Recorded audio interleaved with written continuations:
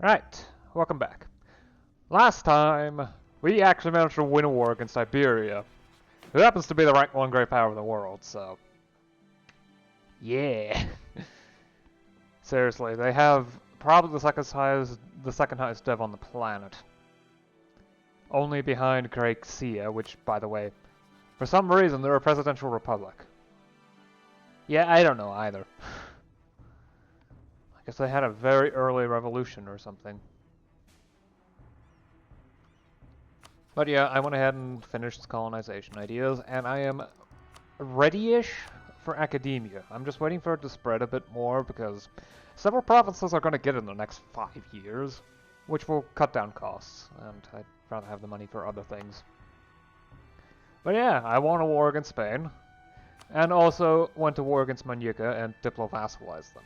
Though it's going to take a while for me to get their loyalty, their liberty desire to below 50. Lots of things happened. Yeah. I'm already influencing them and all that. But there's only so much I can do. Lots of aggressive expansion, forced vassalization, and I already have plus 50 on improved relations and it's still minus 200, so... It's gonna be dangerous keeping them under control. I also have room for another idea group, but I haven't decided what to do yet. And I don't really have that many points available, because I'm also looking to doing some reforms, so... Some of which I've already done. I've got rank 3 on tax, both direct and indirect taxation, so maximum rank, tax service. So I am capable of going to tax service for tax collection as well, which will actually allow state reach to grow automatically. No, and no. But all that will take time. To be honest, I think it might be more important to move to hybrid military before the nobles get too powerful, because they are slowly inching their way up. The very least, I'm not hit by recent reforms, so that shouldn't be too hard. But yeah. I've also colonized most of the Pacific Islands. I don't have New Zealand. No one knows anything about Australia because it's just so hard to reach. And trade power is so distributed, I'm having a hard time getting any province to 2 trade value. So, yay. With some effort, hopefully that will resolve itself.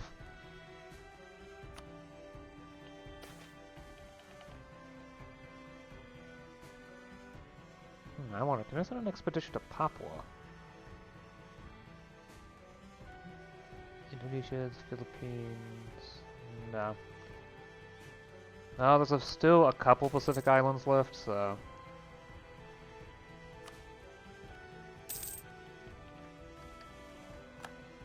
Okay, that's this province also colonized. Excellent. Oh, what now? Okay. Hejaz, Al-Fadl, and Zabulistan against Korsit.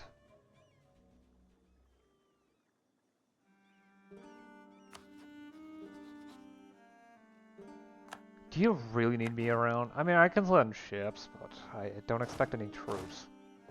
I am absolutely a naval power.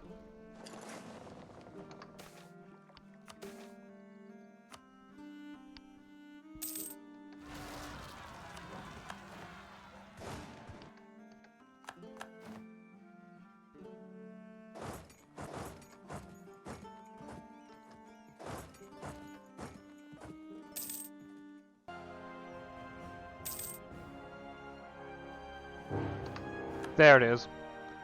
Knew it was coming. I foresaw it. Yeah, there is no choice but to go ahead and do my best to grab as much territory as possible and see if I can trap those troops.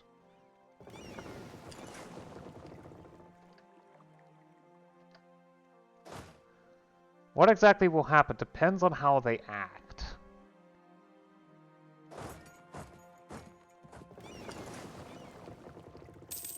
Because if they split up their troops too much, I should be able to fight them easily.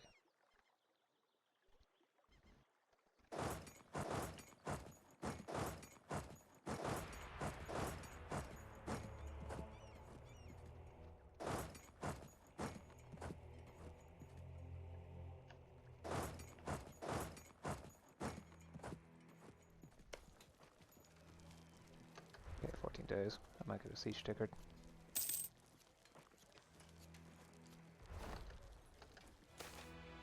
There it is. Yeah. So the war goal is to siege down my capital. So long as I can avoid them sieging down my capital, it's not an issue. I'm gonna need my ships though, so. Thankfully, all of my allies are gonna join in, so.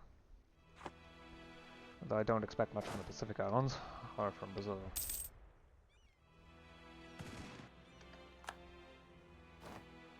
I don't think I can fight that. But disconnected groups up here, as long as I can move quickly enough.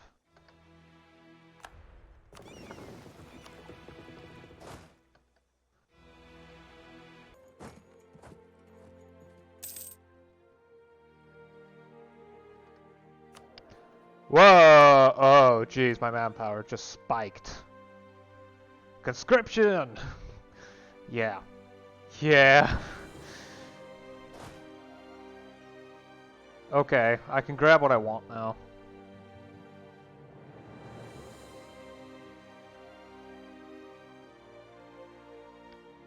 Though I don't think I can make them concede Spain or something. Concede. Can I combine this with return course? No.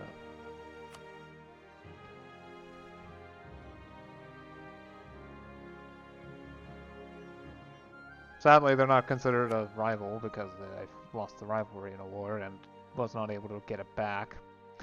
Yay.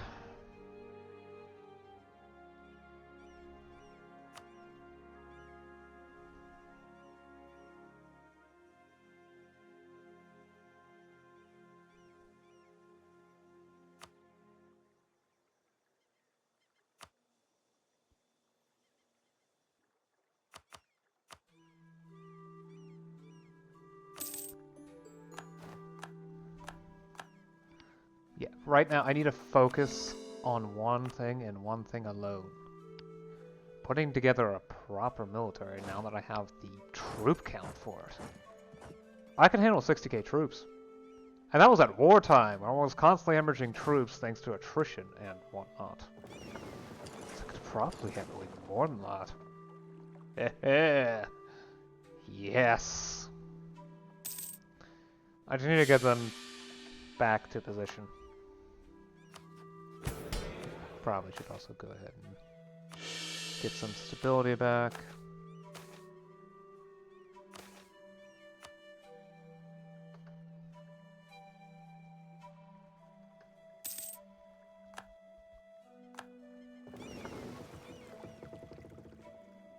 Right, I still won't directly help, but I can indirectly help with ships. Although dumping heavy ships into this area is probably not the best move, it is a move I'm willing to make.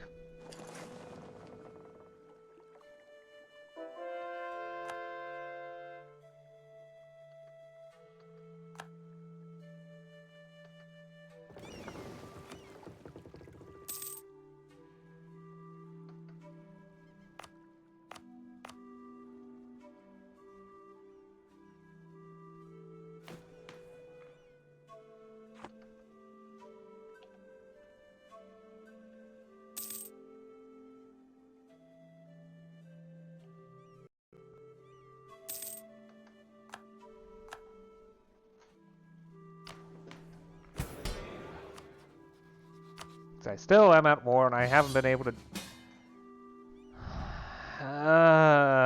Fine. You may need to release Damascus, because at this point they're not going to be willing to do much of anything else. You grew them way too much. I mean, I'm having trouble keeping my Yika under control. Or at least it was. I probably won't soon, now that I have Okay, let's probably make a generic 30 stack because I've got room for 60k troops. I'm not sure if I have the... Well...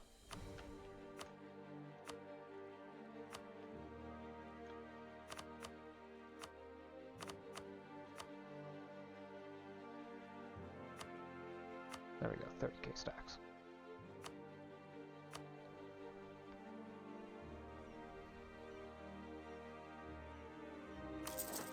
Center on Mogadishu. Okay.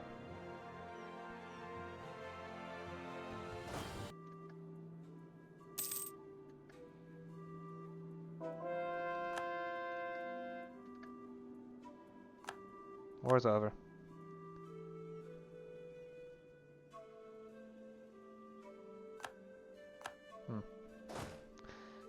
Okay, so when am I gonna go to peace, finally? Okay, so we're fighting against Milan, Bulgaria, and Genoa.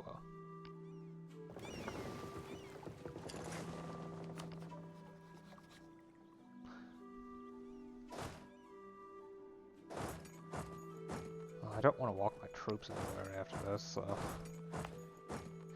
Like, that first fight was pretty existential. This one is a bunch of weaklings. That can, for the most part, be safely ignored.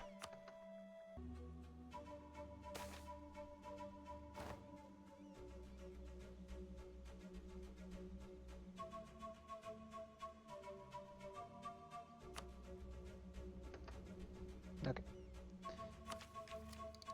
Right, are there any major reforms I want to... Yes, okay, we have tax reform. Tax reform. It would also be nice to do this, but it's not anything that's... Well, then again, I don't need manpower from the aristocrats anymore, so... Getting more taxes off of them would be nice. It would also lower the gravity slightly, so... They wouldn't like it very much, but... What do I care about them? Okay, so that will burn admin... Well, I don't have... Might actually be better to go with an admin idea group by now. On the other hand, I do kind of want to have industrial ideas, which will take another idea group. So... Huh. I definitely need mill points, though. Question is, what do I want? Representation would be interesting. If only to even further increase institutional authority. To make, you know, authority even more consistent. And I can go for a naval idea.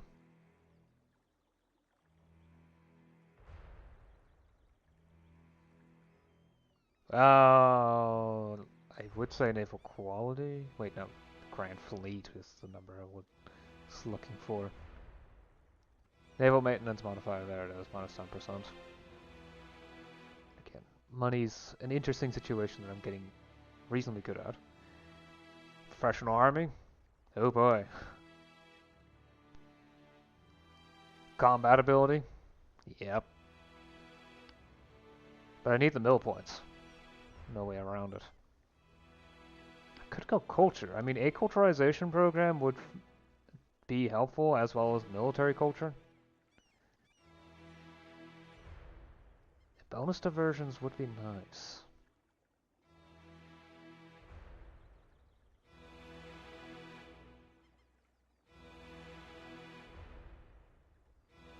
Not aristocracy. Aristocracy. Oh. Or I could go with trade.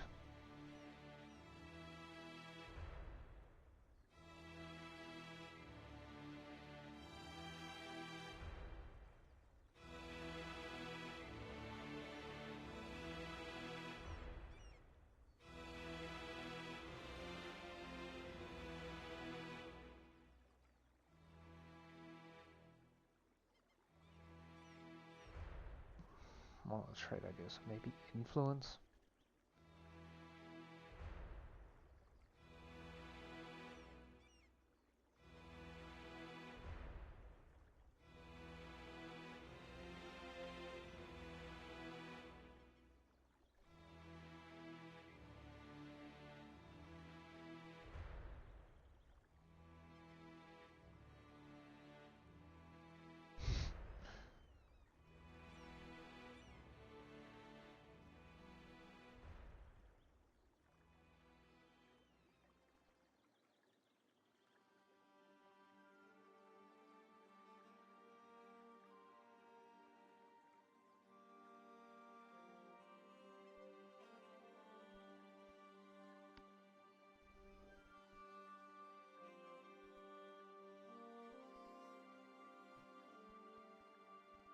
Minus 0.33 yearly corruption. That's actually a pretty strong buff.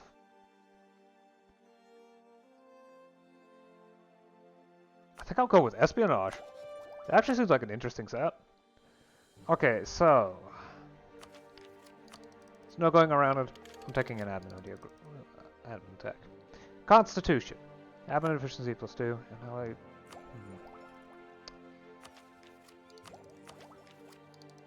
Yeah, I'm not going to burn any mill points with reforms, so I'll finish standing army ideas. Institution of service. Best way to keep people to stop complaining is to make them forget the alternatives. Land attrition -5%, manpower recruitment cost -10%, as a finisher bonus, plus 33% prestige from land values. Socket of bayonet. Land morale plus 0.2, maneuver plus 10%, infantry shock plus 0.1, artillery shock plus 0.09. Artillery shock isn't actually that useful, it's mainly a defensive thing. Right, okay. Let me strike at the heart of noble power once more, once I figure out... okay. Oh yeah, I absolutely have admin points to spare. Now, Diplo points? I don't know. I'm gonna need 100 and so 600 approximately left over. And each idea costs about 233, so I can do at least 2 for sure.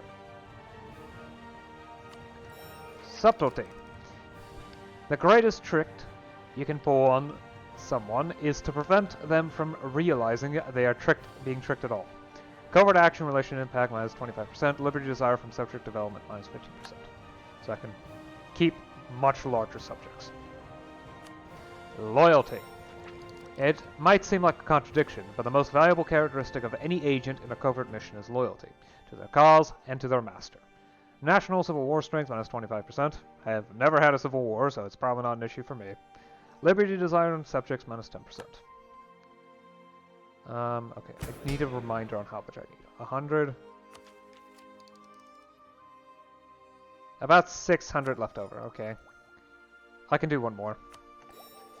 Fabrication. Whether about a person, a place, the past, the present, or the future. Sometimes you just have to lie to get the job done.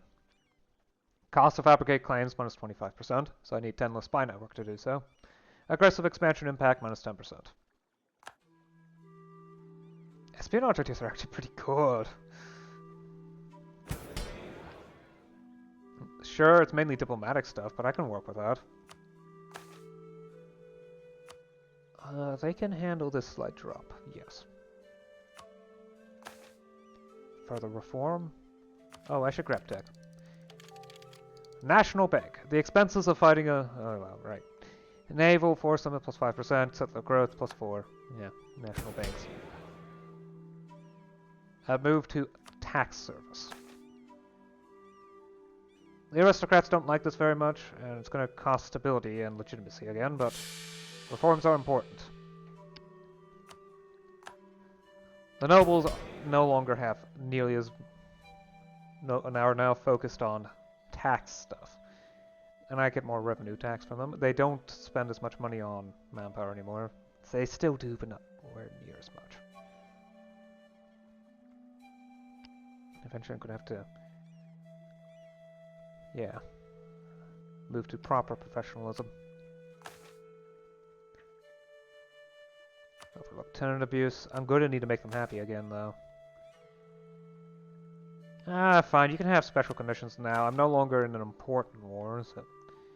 you concessions to ancient liberties. Arrange strategic marriage. Sure, fine. I'll promote your faction. Just be quiet. Reduce tributes.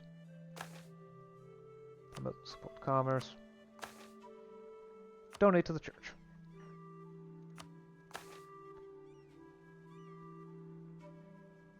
Nah, I don't need to do that.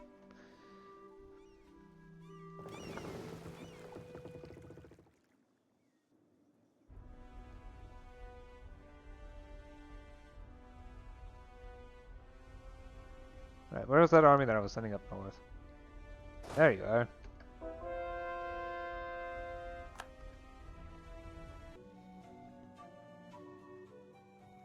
Yeah, that's a good point to stop. So, the Mamluks have been busy with multiple wars. In fact, they're still kind of busy. Nope, they just pieced out for probably a white peace. Yeah. So I've been helping out with their wars. In fact, one of them was Damascus decided to revolt. And what happened ended up being that they got a bunch of cash out of it. That was it. Yeah. Iberia decided to invade in the meantime, despite the fact they were still busy in a war with Great Xia. Either that or there were two separate wars with Great Xia at the same time, but I don't think so. Yeah, it was after all the second one.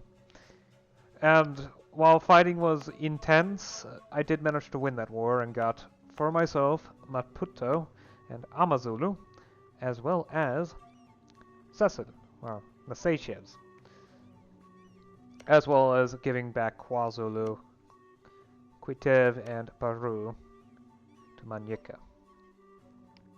I've also gone ahead and embraced a new institution of academia, and I am starting to feel the effects of nationalism not being embraced. Thing is, you need Adventech 52 for nationalism. So that's gonna be another 25 years? Yeah, 1710. I also own easily enough, a very large proportion of the Swahili provinces, as well as all the Madagascan provinces, so. I've also completed standing army ideas and picked up espionage ideas because those are actually surprisingly good. I know, it's weird.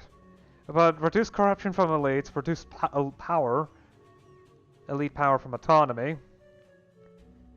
The biggest corruption reduction buff I've seen from an idea, minus 0.33, which is a lot. I mean, even the ones that are specific to corruption in administrative ideas is minus 0.25. Wow! It is surprisingly good.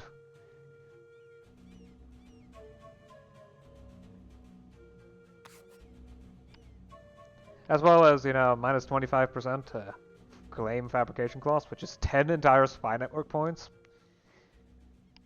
Also, a surprising amount of liberty desire reduction in subjects, which has done a great job in keeping Manyika under control. I mean, now they're at minus 100. Well, they're at 0% liberty desire, which is amazingly good.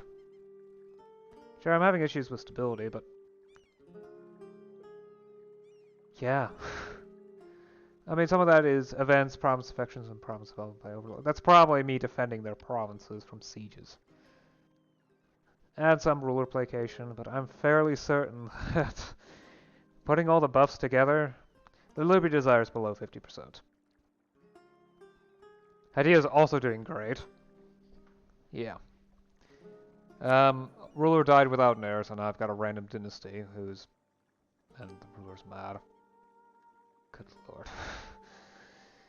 Yeah, things are not going to go well for a while. The country's definitely going to remain unstable. Definitely unstable. And there isn't all that much I can do about it. Oh well. I have done some reforms though, which is great. I've gotten myself hybrid military and enlistment. And I now also have tax servers in tax collection, so I am slowly gaining yearly state reach, and taxation is more efficient than it ever was. Although I am dealing with ridiculously expensive military right now, military maintenance, and taxation has been questionable with corruption. Provincial corruption is rather high, and I'm trying to get it put together so that I can deal with it.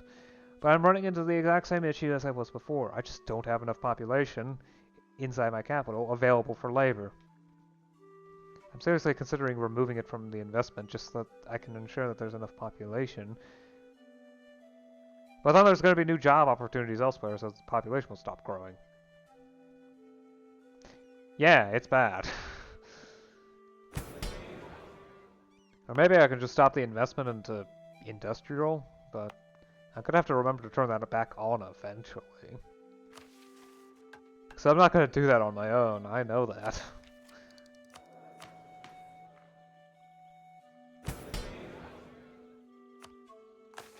Aristocrat power seems to have stabilized. Now it's only increasing thanks to strategic marriage.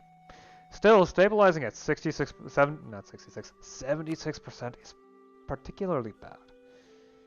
I'm gonna have to move towards gentry if I want to get them lower. But that will severely weaken them if I can get them to gentry. But I need to organize career soldiery at the minimum. And they're a bit too powerful for that. At least I have the 3 idea groups necessary, and the bureaucratic influence and state reach, and all that other stuff. It does mean they will no longer spend money on military, though, at that point, but... well, military is not really an issue.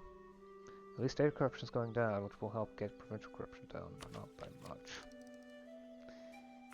And I'm thinking of also waiting until I get industrial ideas, because industrial ideas are just really, really good.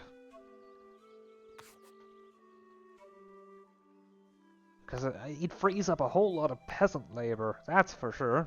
And if I no longer need peasant labor, well, suddenly, all my peasantry will move to the cities, which will remove one of the biggest problems that I have. Of course, I still need amenities, but that's, for some reason, not going so well. It's going to take a very long time for amenities to construct, because I just don't have the population available. The labor available. I may need to look into building up capital elsewhere. Constructing the capital infrastructure elsewhere, because I don't have the ability to do it. So I do only need level 1 in the capital, as well as 60 executive authority. Okay, so all the following has capital infrastructure 3 or higher. I'm not sure if that's... I don't think that needs to be the capital itself. So, I can go ahead and invest into level 3 capital infrastructure inside of Mogadishu. I mean, there's the issue of the fact that I've already outrun the amenities again here. And there's no one immigrating. Population of the province is actually reducing slightly. Oh, wow, okay. We actually have available urban labor inside of Mogadishu. That's a surprise.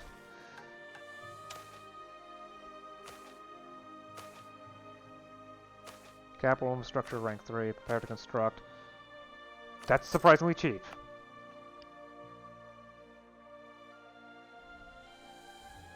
Okay. That should take a few years. Not a few years. A few decades, but, yeah. The name is now moderately more pleasing in how it stretches. Instead of going in a weird U-shape, it goes straight ahead like this. Which is quite nice. I've colonized every province I can inside of the Pacific Islands, and still trade value is not doing great. Although we are slowly building up population in the area. Okay, go ahead and project infrastructure amenities to rank 2.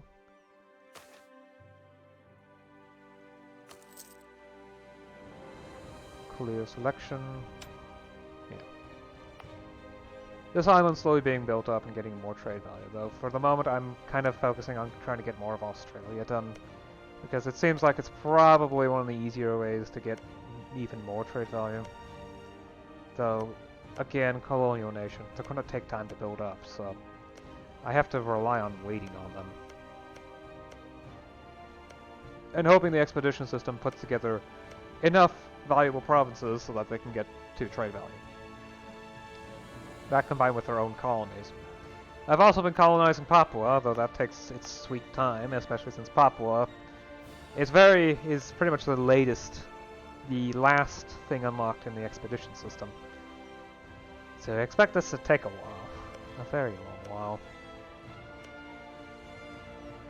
However, so long as no one else bothers me over there, I should have the entire island pretty quickly. No troubles. Which will be... I mean, assuming I think they're part of the Oceania? Yeah. The part of Oceania. So, given enough time and effort, I'll put together probably a province here with a decent amount of trade power. Although that's also kind of reliant on, because this is the Australia node after all. Well, that's also kind of reliant on me getting on top while having a good province to work with, which I don't remember if they do. Oh well. Iberia had made the mistake of attacking Lundu without having troops here, that's A, and B, having military access, or anyone willing to give military access, to the space. So, Lundu even asked me for military access. I said no. And for good reason. They would lose. They have fewer troops, and very low quality military. I'm hoping they win, because that's going to be a very easy way to get more provinces. Because fighting off Iberia is way tougher. Anyway, I have definitely gone on long enough. Conscription means I've got all my manpower issues are good. I no longer need manpower. At least not for military stuff. For economic stuff, oh yes. Anyway, I'll see you again next time. Until then, bye.